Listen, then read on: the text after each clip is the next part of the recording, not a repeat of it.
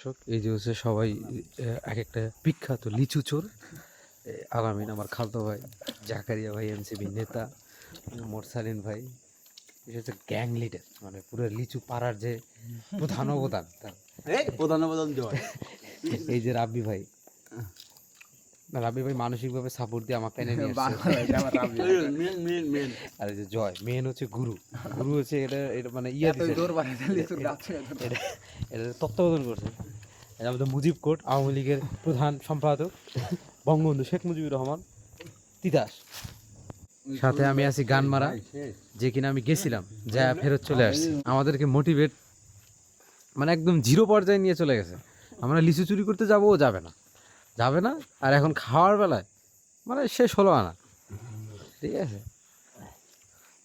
এটা একসময় স্মৃতি, ভবিষ্যতে এই ভিডিও আবার পরবর্তীতে রিপ্লে সবাইকে দেখানো হবে।